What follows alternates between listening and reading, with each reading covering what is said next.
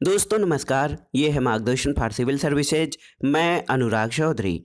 दोस्तों मार्गदर्शन सामान्य विज्ञान के अंतर्गत आज की वीडियो में प्रस्तुत है वनस्पति विज्ञान के इम्पॉर्टेंट रिवीजन नोट्स का दूसरा भाग, जो आपके आगामी परीक्षाओं जैसे यूपी पीसीएस प्रारंभिक परीक्षा, आरओ यानी समीक्षाधिकारी, सहायक समीक्षाधिकारी, लोअर पीसीएस तथा अधीनस्थ सेवा चयन आयोग द्वारा आयोजित परीक्षाओं जैसे पेट परीक्षा, जूनियर असिस्टेंट, लेखपाल भर्ती तथा टेट और सुपर टेट के लिए बहुत ही उपयोगी है। तो आइए शुरू करते हैं आज का वीडियो, वनस्पति विज्ञान के इम्पॉर्टेंट रिवीजन नोट्स का दूसरा भाग। दोस्तों आज की वीडियो में हम सबसे पहले कोशिका के जीवन में ऊर्जा के महत्व से संबंधित जो महत्वपूर्ण तथ्य हैं उनको जानेंगे। देखिए दोस्तों, एक जीन एक एंजाइम सिद्धांत का प्रवर्तन किसने किया था? तो जीव वैज्ञानिक बीडम और टाटम ने एक जीन एक एंजाइम सिद्धांत का प्रवर्तन किया था। और एक प्रश्न बनता है कि एंजाइम्स की सक्रियता या क्रियाशीलता सर्वाधिक कितने तापमान पे होती है? तो 20 से 35 डिग्री सेंटीग्रेड तापमान पर एंजाइम जो हैं सर्वाधिक सक्रिय होते हैं। पृथ्वी पर ऊर्जा का सबसे प्रमुख स्रोत आप जानते हैं सूर्य है, और एंजाइम जो होते हैं हमारे शरीर के लिए आवश्यक हैं, क्योंकि एंजाइम जो हैं रासायनिक क्रियाओं में उत्प्रेरक के रूप में कार्य करते हैं। उत्प्रेरक दोस्तों ऐसा पदार्थ होता है जो रासायनिक प्रक्रियाओं की गति जो है तेज कर देता है, लेकिन वो उसमें भाग नहीं लेता है। एंजाइम शब्द का प्रयोग सबसे पहले किसने किया था? तो कुहने ने 1878 में ईस्ट में उपस्थित पदार्थ के लिए एंजाइम शब्द का प्रयोग किया था, जिसके द्वारा किण्वन यानी फर्मेंटेशन की प्रक्रिया होती है। दोस्तों बॉटनी के अंतर्गत प्रकाश संश्लेषण बहुत ही महत्वपूर्ण है। फोटोसिंथेसिस, इसको जान लेते हैं। फोटोसिंथेसिस की प्रक्रिया क्या है? दोस्तों प्रकाश संश्लेषण के लिए आवश्यक परिस्थितियां कार्बन डाइऑक्साइड गैस होनी चाहिए, जल होना चाहिए, पर्णहरित प्रकाश और अनुकूल तापमान होना चाहिए। प्रकाश संश्लेषण की प्रक्रिया किस रंग के प्रकाश में सबसे अधिक होती है? तो ये लाल रंग के प्रकाश में। और प्रकाश संश्लेषण में पर्णहरित से इलेक्ट्रॉन को उत्सर्जित करने के लिए प्रकाश की आवश्यकता होती है। दोस्तों प्रकाश संश्लेषण की क्रिया में हरे रंग का प्रकाश सबसे कम प्रभावी होता है। प्रकाश संश्लेषण की प्रक्रिया में शुद्ध गैस निकलती है, और यदि पौधों में प्रकाश संश्लेषण की क्रिया रुक जाए तो वायुमंडल से ऑक्सीजन गैस विलुप्त हो जाएगी। और ऑक्सीजन हमारे जीवन का आधार है, आप जानते हैं। ऑक्सीजन के विलुप्त हो जाने से पृथ्वी पर संपूर्ण जीवधारी जो हैं वो काल के ग्रास में समा जाएंगे। प्रकाश संश्लेषण की क्रिया में जल के अलावा कार्बन डाइऑक्साइड की आवश्यकता होती है, और प्रकाश संश्लेषण ऑक्सीकृत अपचयित प्रक्रिया होती है। दोस्तों प्रकाश संश्लेषण की क्रिया में ऑक्सीजन जल से विमोचित होती है। और देखिए एक तथ्य है कि पौधों में सर्वाधिक सक्रिय प्रकाश संश्लेषी ऊतक पत्ती का पर्ण मध्योतक होता है। प्रकाश संश्लेषण की क्रिया में जल की कमी होने पर प्रकाश संश्लेषण की दर घट जाती है। और देखिए दोस्तों समताप मंडल में ओजोन गैस जो होती है उसकी उपस्थिति पृथ्वी पर परावैंगनी यानी यूवी अल्ट्रावायलेट प्रकाश को जो है इनके किरणों के प्रकाश को कम करती है या रोकती है। प्रकाश का कार्य जल का प्रकाशीय अपघटन करना है, पत्ती को गर्म करना है, और रंध्रों के खुलने में पर्णहरित की सहायता करना है। और ये सारी प्रक्रियाएं प्रकाश संश्लेषण में सहायक होती हैं। जैविक ऊर्जा का अंतिम स्रोत सौर ऊर्जा कहलाता है। आइए देखते हैं पौधों में सामुदायिक अंतःक्रिया के बारे में। दोस्तों खरपतवार वाले पौधे फसल वाले पौधों में केवल स्थान, पोषण और प्रकाश के लिए प्रतिस्पर्धा करते हैं, और लाइकेन जो हैं ये मांस और शैवाल के बीच साहचर्य प्रदर्शित करते हैं। कीटभक्षी पौधे स्वपोषी होते हैं, और परभक्षियों का भोजन सदैव जीवित ऊतकों पर निर्भर होता है। खेतों में सांपों का दबाव चूहों की संख्या पर पड़ता है। और लाइकेन्स और आर्किड दोस्तों ये एपीफाइट्स यानी अधिपादप के उदाहरण हैं। सबसे कम जैव विविधता नवीन समुदायों में दिखाई देती है। और देखिए हरे पादप विकिरण ऊर्जा प्रकाश संश्लेषण के लिए संग्रहित करते हैं। विनाइट्रीकरण क्या है? तो ये नाइट्रोजन चक्र के लिए आवश्यक होता है। और कार्बन चक्र वह पोषक चक्र है जो सूर्य के प्रकाश से सीधे संचालित होता है। ग्रीन हाउस प्रभाव के लिए, जो ग्रीन हाउस इफेक्ट होता है दोस्तों, इसके लिए उत्तरदायी गैस कार्बन डाइऑक्साइड प्रमुख होती है। पौधों में खनिज पोषण देख लेते हैं दोस्तों। वायु में ऑक्सीजन 21% होता है, दूसरे नंबर पर ऑक्सीजन होती है वायु में, पहले पर आप जानते हैं नाइट्रोजन गैस है। नाइट्रोजन के स्थिरीकरण में मालिब्डेनम तत्व महत्वपूर्ण योगदान देता है और प्रोटीन संश्लेषण में नाइट्रोजन तत्व अनिवार्य होता है। पर्णहरित या क्लोरोफिल में पाया जाने वाला प्रमुख तत्व याद रखिएगा मैग्नीशियम होता है और हरे पौधे कार्बन को कार्बन डाइऑक्साइड के रूप में प्राप्त करते हैं। पौधों में वृद्धि और अनुक्रिया वृद्धि और गतियों को देख लेते हैं दोस्तों। पुष्प का खुलना और बंद होना अनुकुंचन गति को दर्शाता है। पौधों में अनुकुंचन गतियां प्रकाश, ताप, स्पर्श आदि के कारण होती हैं। और एक देखिए महत्वपूर्ण तत्व है जो एथिलीन है, एक गैस भी है और हार्मोन भी है। ये फलों को पकाने में सहायक होता है। और प्रमुख जो अपतृणनाशी यानी वीड किलर, ये 2,4 हाइड्रोक्लोरोफिनॉक्सी एसिटिक अम्ल, जिसको 2,4-D कहा जाता है, ये प्रमुख अपतृणनाशी या खरपतवारनाशी है। ऑक्सिन का अपतृणनाशी अनिषेक फलन आदि व्यापारिक दृष्टि से महत्वपूर्ण होता है।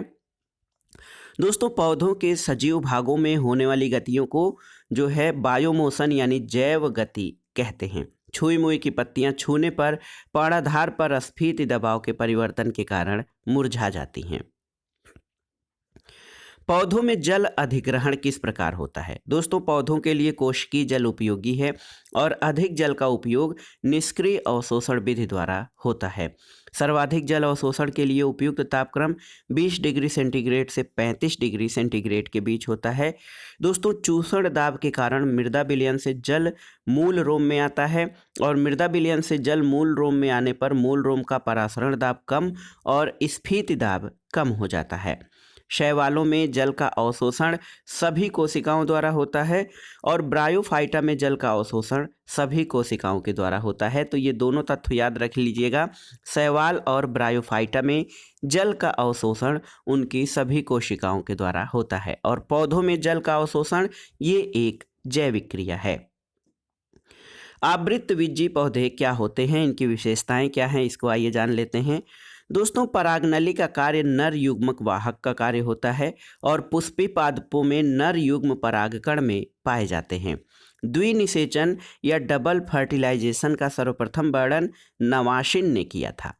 आवृतबीजी पौधों में पुंकेसर नर जननांग होता है और पराग नलिका की खोज एमिसी ने की थी। दोस्तों द्विबीजपत्री या कैप्सेला पौधे के भ्रूण कोश में पराग नलिका का प्रवेश बीजांड द्वार से होता है। और देखिए जो नर युग्मकोद्भिद होता है, इसका प्रथम कोशिका परागकण कहलाती है। नग्न बीजी या अनावृत बीजी पौधों को जिम्नोस्पर्म कहा जाता है और सेल्विया में कीट परागण होता है। स्वपरागण या सेल्फ पॉलिनेशन खट्टी बूटी में पाया जाता है। दोस्तों स्वपरागण और परपरागण दोनों क्रियाएं सूरजमुखी में पाई जाती हैं। मक्का, गेहूं और धान में परागण की क्रिया वायु द्वारा संपन्न होती है और द्विनिषेचन की क्रिया आवृतबीजी पौधों में होती है। पक्षी प्रायः लाल रंग के प्रति अधिक संवेदनशील होते हैं और पुष्प एक रूपांतरित प्रारोह यानी मोडिफाइड शूट होता है। अनावृत बीजी पौधे या जिम्नोस्पर्म दोस्तों जीवित जीवाश्म के नाम से साइकस और गिंगो बाइलोबा के पौधों को जाना जाता है। विश्व का सबसे ऊंचा पौधा जो है सिकोया संपरवाइरेंस होता है। सबसे छोटा अनावृत बीजी पौधा जैमिया पिग्मी है। प्रवालाभ जड़ें क्या होती हैं, तो ये साइकस में पाई जाती हैं। दोस्तों चिलगोजा जो है ये पाइनस जिनार्डियाना का बीज होता है। चिलगोजा में खाया जाने वाला भाग संपूर्ण बीज होता है। रेजिन और तारपीन जो है कोनिफर से प्राप्त किया जाता है और साइकस एक सदाबहार पौधा होता है। कोशा विभेदन ऊतक के बारे में जानते हैं। देखिए दोस्तों बास्ट जो है वो फ्लोएम होता है। प्रशांत क्षेत्र की कोशाओं में विभाजन धीरे धीरे होता है और आवृतबीजी पौधों में दारुवाहिकाएं या जाइलम वेसल्स पाई जाती हैं। वृक्ष की छाल को छील देने पर फ्लोएम नामक महत्वपूर्ण संवहनी ऊतक हट जाता है, जिसके कारण इनको भोजन की प्राप्ति सभी अंगों तक नहीं हो पाती है और पौधे धीरे धीरे मर जाते हैं। काष्ठ या वुड द्वितीयक जाइलम का सामान्य नाम होता है और वृक्षों की आयु वार्षिक वलयों की संख्या गिनकर ज्ञात की जाती है। दोस्तों, जाइलोटॉमी ये काष्ठ संरचना का अध्ययन करने वाला विज्ञान है। और देखिए, एनुअल रिंग या वार्षिक वलय शीतोष्ण प्रदेश में उगने वाले पौधों में स्पष्ट होती है। पत्तियों के झड़ने के पूर्व पर्णहरित नष्ट होती है, तभी जाकर पत्तियां झड़ती हैं। पौधों का जल से संबंध देख लेते हैं। दोस्तों, पौधों के कुल भार का 80 से 90% भाग जल होता है और रंध्र के खुलने और बंद होने में पोटेशियम आयनिक तत्व का बहुत ही महत्वपूर्ण है। देखिए दोस्तों, मिट्टी रहित खेती जो कि केवल जल द्वारा की जाती है, इसको हाइड्रोपोनिक्स कहते हैं। देखिए, वाष्पोत्सर्जन वह प्रक्रिया है जिसके द्वारा अतिरिक्त जल वाष्प के रूप में निकलता है और जल को जाइलम जो होता है ये पौधों के विभिन्न भागों में पहुंचाता है। फ्लोएम ऊतक ये भोजन को विभिन्न भागों तक और जाइलम जल को पहुंचाता है। वाष्पोत्सर्जन तेजी से होगा यदि वायुमंडल में आर्द्रता कम होगी। और देखिए, अंगूर शक्कर के गाढ़े घोल में डालने पर पिचक जाएगा। भोज्य पदार्थों का संवहन करने वाला ऊतक फ्लोएम ऊतक कहलाता है। देखिए दोस्तों, इमली, गुलाब और नीम की पत्तियां पिच्छाकार संयुक्त पर्ण का उदाहरण होती हैं और घट पादप में घट का पर्ण फलक का रूपांतरण है। समान उत्पत्ति, समान संरचना और समान कार्य करने वाली कोशिकाओं के समूह को ऊतक यानी टिश्यू कहा जाता है। वांडा, दोस्तों वांडा जो है आर्द्रता ग्राही मूल का उदाहरण है और हल्दी, अदरक, अरबी ये सभी प्रकंद के उदाहरण हैं। आइए देखते हैं जड़ एवं तना और उनके उदाहरण। शंकु आकार की जड़ ये गाजर होता है। कुंभी रूपी जड़ सलजम और चुकंदर है। तर्क रूपी जड़ मूली है। कंद तना आलू है और घन कंद तना बंडा, केसर और सूरन के कंद हैं। सल्क कंद तना प्याज होता है और प्रकंद तना हल्दी और अदरक हैं। आलू जो है ये कंद का उदाहरण है और प्याज सल्क कंद का उदाहरण है। आलू भूमिगत तने का रूपांतरण होता है। दोस्तों देखिए, नागफनी क्या है? परलाभ स्तंभ का उदाहरण है। स्तंभ प्रतान स्तंभ के वायवीय भाग का उदाहरण होता है और परलाभ स्तंभ प्राय मरुद्भिद पौधों में मिलता है। पौधे का वह भाग जो भूमि के ऊपर रहता है वायवीय भाग कहलाता है। लहसुन क्या है? तो ये तने का रूपांतरण है। नागफनी में पाए जाने वाले कांटे जो हैं पर्ण का रूपांतर हैं और कोमल तने वाले छोटे पादप शाक कहलाते हैं। गुलाब के तने पर पाई जाने वाली नुकीली संरचना तीक्ष्ण वर्ध कहलाती है। और दोस्तों देखिए, मटर, चना, आम तथा एक बीजपत्री पौधों में होने वाला अंकुरण अधोभूमिक या हाइपोजियल कहलाता है। गांठदार मूल गुलबांस में पाई जाती है और राइजोफोरा में श्वसन मूल पाए जाते हैं। ट्राइफोलिया करेला वाइटिस में पाई जाने वाली मूल या जड़ मालाकार मूल कहलाती है। देखिए दोस्तों, अवस्तंभ मूल गन्ना, मक्का आदि में पाई जाती हैं और बरगद में स्तंभ मूल पाई जाती है। पान, काली मिर्च, पोथेस आदि में पाई जाने वाली जड़ें आरोहण मूल या क्लाइंबिंग रूट कहलाती हैं। सिंघाड़े के पौधे में स्वांगीकारी जड़ें पाई जाती हैं। अमरबेल, बिस्कम आदि में पाई जाने वाली जड़ें चूसड़ मूल कहलाती हैं और ये दूसरे पौधों में चिपक कर उनसे पोषक पदार्थों को ग्रहण करती हैं। पौधों के वर्धी अंग जो होते हैं जड़, तना और पत्तियां होते हैं। तना पौधे का वह भाग है जो भूमि के ऊपर रहता है। पत्ती का वह भाग जो पत्ती को तने से जोड़ता है पर्णवृंत या पैटियोल कहलाता है। दोस्तों, पौधे का आंतरिक व नर जनन अंग का समूह पुमंग कहलाता है और नर जनन अंग के समूह के प्रत्येक सदस्य को पुंकेसर कहा जाता है। निषेचन के उपरांत बीजांड का परिवर्धन बीज में होता है और निषेचन के उपरांत अंडाशय का परिवर्धन फल में होता है।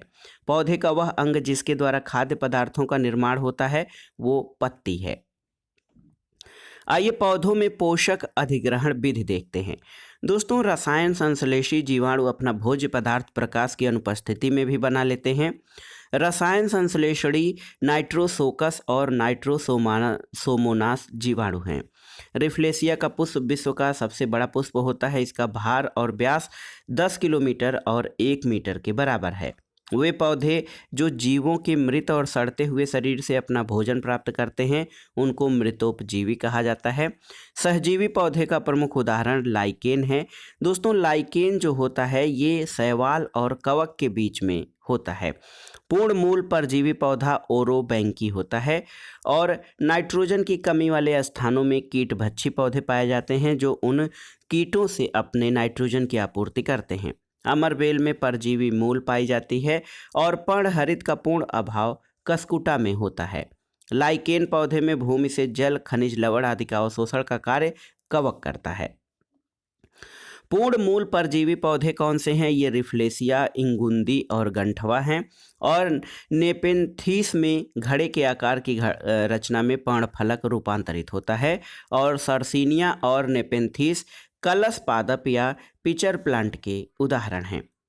अब आइए पौधों में परिवहन, स्थानांतरण और संचयन के बारे में देखते हैं। दोस्तों, प्याज की पत्तियों द्वारा खाद्य पदार्थों का संचय होता है और पुष्पक्रम द्वारा फूलगोभी खाद्य पदार्थों का संचय करता है। मूंगफली के तेल का संग्रह बीज पत्रों में होता है और भ्रूणपोष, अरंडी, नारियल और सुपारी में भोजन संचयी भाग होता है। आलू में संचित खाद्य पदार्थ स्टार्च होता है और आवृत बीजी पौधों में कार्बोहाइड्रेट या शर्करा का स्थानांतरण सुक्रोज के रूप में होता है। गन्ने में भोज्य पदार्थ तने में संचित होते हैं और गेहूं, नारियल, सुपारी आदि में भ्रूणपोष में भोजन संचित रहता है। गुरुत्वाकर्षण के विपरीत जल के ऊपर की ओर चढ़ने की क्रिया को रसारोहण या एक्सेंट ऑफ सैप कहते हैं। आइए कृषि से संबंधित जो महत्वपूर्ण तथ्य हैं उनको देख लेते हैं। दोस्तों, फसल उत्पादन को प्रभावित करने वाले कारक मृदा, जल और वायु हैं। रबी की फसल की बुआई का उचित समय अक्टूबर से दिसंबर होता है और दूध का सफ़ेद रंग केसीन नामक प्रोटीन के कारण होता है। पशु आहार में प्रोटीन का मुख्य स्रोत खली है जिसको डीआइल्ड केक कहते हैं। दोस्तों, पशुओं के खुरपका, मुंहपका रोग का कारण विषाणु होता है और नाइट्रोजन की कमी से पत्तियों का रंग पीला पड़ जाता है। पौधों के लिए मुख्य पोषक तत्व बोरान होता है। और देखिए, पौधों में तत्वों की कमी से होने वाले रोग और लक्षण को देख लेते हैं। बोरान की कमी से सलजम में वाटर कोर रोग होता है। कैल्शियम की कमी से गाजर में कैविटी स्पॉट होते हैं। बोरान की कमी से चुकंदर में हार्ड राट रोग होता है और जस्ता की कमी से धान में खैरा रोग होता है। मैग्नीज की कमी से मटर में मार्स स्पॉट रोग होते हैं और जस्ता की कमी से पौधों में लिटिल लीफ रोग होता है जिससे पौधों की पत्तियां छोटी रह जाती हैं। तांबा की कमी से नींबू में डाईबैक रोग होता है। जस्ता की कमी से मक्का में व्हाइट बड होता है। बोरान की कमी से फूलगोभी में ब्राउनिंग और बोरान की कमी से सेब में आंतरिक काग उत्पन्न होता है। देखिए दोस्तों, गलाघोटू रोग बैक्टीरिया से फैलता है। कॉपर सल्फेट का घोल खुरपका और मुंहपका रोग में प्रयोग किया जाता है। उत्परिवर्तन जीन में अपचायक परिवर्तन को कहते हैं और लौंग के पुष्प की सुखाई गई कलियों का प्रयोग मसाले के रूप में किया जाता है। अनन्नास फल का विकास कहाँ होता है? तो ये पुष्प क्रम में होता है। और धनिया में उपयोगी अंश पत्ते और सूखे फल होते हैं। संयुक्त पर्ण वाला पौधा नारियल होता है। आइए देखते हैं कुल और उनसे संबंधित पौधे। लिलिएसी कुल में प्याज और लहसुन आते हैं। ग्रैमिनी कुल में मक्का, गेहूं, बांस, गन्ना और चावल। पाल्मी कुल में सुपारी, ताड़, खजूर और नारियल। क्रूसीफेरी कुल में मूली, सलजम, सरसों। मालवेसी कुल के अंतर्गत कपास, भिंडी और गुड़हल। कंपोजिटी में सूरजमुखी, गेंदा, डहेलिया, कुसुम आदि आते हैं। और लिग्यूमिनोसी कुल में मटर, मसूर, मूंगफली, सोयाबीन, अरहर, चना और सेम हैं। रूटेसी या सिट्रम कुल में नीम, नींबू, चकोतरा, संतरा, मौसमी और बेल आते हैं। देखिए दोस्तों, लाख जो है ये लाख कीट्स के स्राव से बनाई जाती है और आर्जिमान मैक्सिकाना के तेल से ड्राप्सी या जल शोध रोग होता है। पत्तों में दिखाई देने वाली शिराएं ये चालन का काम करती हैं। आइए टेरिडोफाइडा से संबंधित जो महत्वपूर्ण तथ्य हैं उनको देख लेते हैं। सेलेजिनेला पौधे को स्पाइक मॉस भी कहते हैं और फर्न के पौधे को सजावट के लिए प्रयोग में लाते हैं। फर्न के पौधे में लैंगिक, अलैंगिक तथा वर्धी प्रजनन होता है और फर्न में अर्धसूत्री विभाजन बीजाणु बनने से पहले होता है। फर्न मास से स्वतंत्र, बीजाणु उद्भिद द्वारा भिन्न होता है। दोस्तों, पॉल्यूशन देखते हैं। सबसे अधिक घातक क्लोरोफ्लोरोकार्बन फ्रियान होता है और भोपाल गैस त्रासदी में MIC gas methyl isocyanate gas का रिसाव होने से दुर्घटना हुई थी। स्टोन लेप्रोसी अम्ल वर्षा के कारण प्राचीन भवन और मूर्तियों का गल जाना, इसको स्टोन लेप्रोसी कहते हैं और अम्ल वर्षा संकेतक के रूप में लाइकेन का प्रयोग किया जाता है। दोस्तों फसलों पर डीडीटी के छिड़काव से वायु, जल और मृदा तीनों प्रकार के प्रदूषण होते हैं और आने वाले समय में त्वचा रोग बढ़ने का कारण ओजोन परत की क्षति है। भारत में जल प्रदूषण नियंत्रण कानून 1974 में लागू किया गया था और एक महत्वपूर्ण देखिए तथ्य है कि 80 से 90 डेसिबल या इससे अधिक तीव्रता की ध्वनि होने पर ध्वनि प्रदूषण होता है। पारा, जिसका संकेत एचजी होता है, ये संदूषित मछलियों को खाने से मिनीमाटा बीमारी हो जाती है और ये दोस्तों जापान के मिनीमाटा में फैलने वाली व्याधि थी।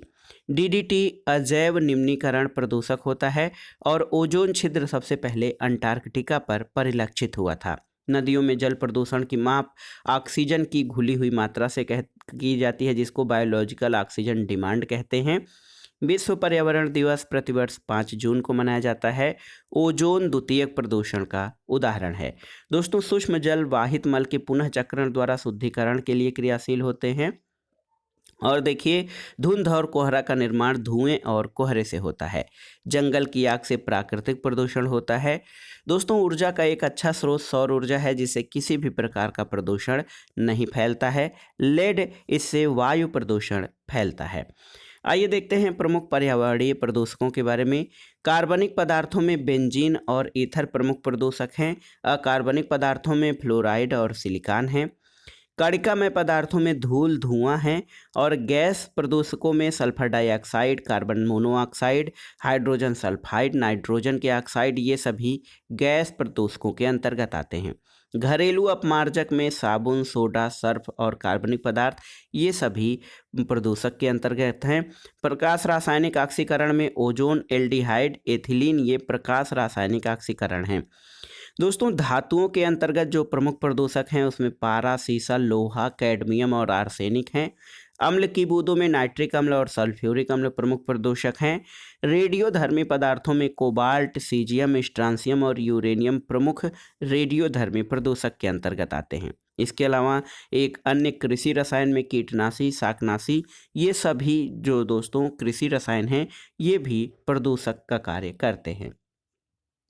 जैवमंडल से यदि कार्बन डाइऑक्साइड को हटा दिया जाए तो सर्वप्रथम प्राथमिक उत्पादक प्रभावित होंगे और फ्लाई ऐश प्रदूषण जो होता है थर्मल पावर प्लांट के कारण होता है। बड़े शहरों में वायुमंडलीय प्रदूषण का कारण स्वचालित वाहन है और भारहीन अपशिष्ट प्रदूषक जो होता है ध्वनि और रेडियोधर्मी अपशिष्ट है।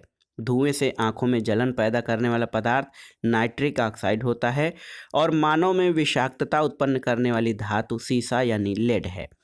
एक तथ्य है कि राष्ट्रीय पर्यावरण इंजीनियरिंग अनुसंधान नीरी, दोस्तों नीरी कहाँ पर है तो याद रखिएगा नीरी नागपुर में है और सल्फर डाइऑक्साइड गैस जो है ये जल के साथ वायुमंडल से सल्फ्यूरिक अम्ल के रूप में पृथ्वी पर आती है और अम्ल वर्षा का प्रमुख स्रोत है।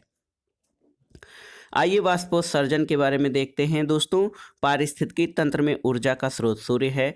जीवित पौधों के वायवीय भागों से जल के वाष्प के रूप में उड़ने को वाष्पोत्सर्जन कहते हैं और वाष्पोत्सर्जन मापने का उपकरण पोटोमीटर होता है। याद रखिएगा पोटोमीटर वाष्पोत्सर्जन मापने का उपकरण है। तापमान बढ़ने और हवाओं के तेज चलने पर वाष्पोत्सर्जन की दर बढ़ जाती है और कार्बन डाइऑक्साइड की सांद्रता बढ़ने पर रंध्र बंद होने लगते हैं। वाष्पोत्सर्जन अवरोधक पदार्थ एस्पिरिन और एब्सिसिक अम्ल आदि हैं और भूमि में जल की कमी होने पर वाष्पोत्सर्जन धीमी गति से होता है। कार्बन डाइऑक्साइड की सांद्रता बढ़ने पर वाष्पोत्सर्जन धीमा हो जाता है। रंध्रों के खुलते समय रक्षित कोशिकाएं का पीएच मान 7 से 8 होता है और देखिए आर्द्र दशाओं में वाष्पोत्सर्जन की क्रिया रुक जाती है या फिर बहुत कम हो जाती है और बिंदु श्रावण की क्रिया रात्रि में अधिक होगी। आइए वनस्पति का आर्थिक महत्व जान लेते हैं। दोस्तों नाइट्रोजन स्थिरीकरण की क्रिया जीवाणुओं द्वारा होती है। प्याज, लहसुन, अरबी, बंडा का खाने वाला भाग तना होता है। चुकंदर की जड़ से शक्कर प्राप्त की जाती है और लाल चना के नाम से मशहूर जो है ये अरहर को जाना जाता है। इससे प्रोटीन की जो है आपूर्ति होती है। हॉकी स्टिक मोरस एल्बा की लकड़ी से बनाई जाती है और केंद्रीय आलू अनुसंधान संस्थान शिमला में स्थित है। भारतीय कृषि अनुसंधान संस्थान IARI नई दिल्ली में है और वन अनुसंधान संस्थान देहरादून में स्थित है। केंद्रीय चावल अनुसंधान संस्थान कटक ओडिशा में है और केंद्रीय खाद्य प्रौद्योगिकी अनुसंधान संस्थान ये आपका मैसूर कर्नाटक में स्थित है। विलो अल्बा, देखिए विलो अल्बा लकड़ी का प्रयोग क्रिकेट के बल्ले बनाने में किया जाता है और ट्रिटिकेल मानव निर्मित धान्य है। भारतीय दलहन अनुसंधान संस्थान कानपुर में है। गेहूं विशिष्ट फल का उदाहरण है और रेसर पीन सर्पगंधा की जड़ से प्राप्त होता है। करक्यूमा डोमेस्टिका के प्रकंद भाग से हल्दी प्राप्त होती है। वनस्पति विज्ञान के विविध तथ्यों को जान लेते हैं। वे जंतु जो प्रकृति में सफाई का कार्य करते हैं वो प्रकृति के अपमार्जक कहलाते हैं। प्रकृति में नाइट्रोजन की स्थिरीकरण क्रिया जीवाणुओं द्वारा होती है। अनाज से हमें प्रोटीन और कार्बोहाइड्रेट प्राप्त होता है। दोस्तों चना, मटर, सोयाबीन, लोबिया, अरहर, मूंग, उड़द आदि फसलें दलहनी फसलों के अंतर्गत आती हैं। कोको का प्रयोग चॉकलेट बनाने में किया जाता है। लौंग एक पुष्पकलिका होती है और दालचीनी छाल से प्राप्त होती है। नीम के वृक्ष ने जैव उर्वरक, जैव कीटनाशी और प्रजनन रोधी यौगिक स्रोत के रूप में औद्योगिक महत्व प्राप्त कर लिया है। खस नामक इत्र खस नामक पौधे की जड़ों से बनाया जाता है और चंदन, गुलाब, जूही, रातरानी, केवड़ा, मोंगरा आदि के पुष्प वाले भाग के आसवन द्वारा इत्र बनाया जाता है। कत्था पेड़ की छाल से प्राप्त किया जाता है और बांस जो है ये ग्रेमिनेसी कुल का पौधा है और बांस को काफ़ी हद तक घास की श्रेणी में रखा जाता है। शोधित कपास सेलुलोज होता है और गन्ना ग्रेमिनी कुल का सदस्य है। युगलिना को जंतु और पादप के बीच की कड़ी माना जाता है। युगलिना में दोस्तों क्लोरोफिल भी उपस्थित होता है। विषाणु को सजीव और निर्जीव के बीच की कड़ी माना जाता है। आर्कियोप्टेरिक्स पक्षी और सरीसृप के बीच की कड़ी है। प्रोटोथेरिया को सरीसृप और स्तनधारी के मध्य की कड़ी माना जाता है। पौधों में वृद्धि मापने वाले यंत्र का नाम आक्जेनोमीटर होता है और जल में घुलनशील विटामिन बी और सी हैं, जबकि वसा में ए, डी, ई और के विटामिन ये वसा में घुलनशील होते हैं। आइए फल और उसके खाने वाले भाग को जान लेते हैं। अखरोट में बीजपत्र, शहतूत में परिदल पुंज, कमल में पुष्पासन और बीज, अनार का बीजावरण, अमरूद का पुष्पासन या फल भित्ति, आम में मध्य फल भित्ति, इमली में मध्य फल भित्ति, अंगूर में दोस्तों फल भित्ति बीजांडसन, केला में मध्य और अंतः फल भित्ति, सेब और नाशपाती में पुष्पासन, नींबू में अंतः फल भित्ति के रोम, नारियल में भ्रूण पोष और पपीता में मध्य और अंतः फल भित्ति खाने वाला भाग है। दोस्तों जीवाणुओं द्वारा किया गया सबसे महत्वपूर्ण कार्य मृत पदार्थों का अपघटन है। मादा फीताक्रीम एक दिन में लगभग 10,000 अंडे देती है।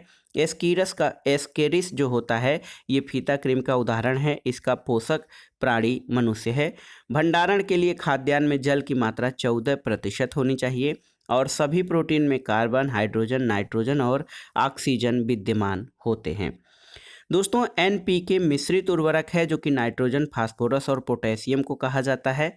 शहद का मुख्य घटक फ्रक्टोज है और लहसुन की अभिलाक्षणिक गंध का कारण सल्फर यौगिक है। अल्फा किरेटिन एक प्रोटीन है जो बाल और त्वचा में उपस्थित होता है और प्याज की खेती पौधे का प्रतिरोपण करके की जाती है, आप जानते भी हैं। प्याज का लाल रंग एंथोसाइनिन नामक वर्णक के कारण होता है और मिर्च में तीखापन कैप्सेसिन के कारण होता है। आलू में हरा रंग सोलेनिन के कारण होता है और मूली में दोस्तों तीखापन जो होता है ये आइसोपायोसाइनेट के कारण होता है। भारतीय खाद्य निगम या फूड कॉरपोरेशन ऑफ इंडिया जो इसकी स्थापना 14 जनवरी 1965 को की गया था और संसार का सबसे छोटा पुष्प जो है ये बुल्फिया है। तो दोस्तों ये था आज का वीडियो। वनस्पति विज्ञान जो कि जीव विज्ञान का महत्वपूर्ण भाग है, इसके इम्पॉर्टेंट रिवीजन नोट्स का ये दूसरा भाग था और इसी के साथ जो हमने सामान्य विज्ञान का भौतिक विज्ञान, रसायन विज्ञान, जीव विज्ञान और वनस्पति विज्ञान के महत्वपूर्ण प्रश्नों का इम्पॉर्टेंट रिवीजन नोट्स किया था, ये पूरी तरह से अब ये भाग समाप्त हो गया। इसको हम एक वीडियो में मास्टर वीडियो करके आपको आगे रिवीजन के लिए उपलब्ध करा देंगे। वीडियो आपको कैसा लगा हमें कमेंट बॉक्स में ज़रूर बताइएगा। वीडियो को लाइक करें, शेयर करें और इस चैनल मार्गदर्शन फॉर सिविल सर्विसेज को सब्सक्राइब करें। वीडियो देखने के लिए धन्यवाद दोस्तों, नमस्कार।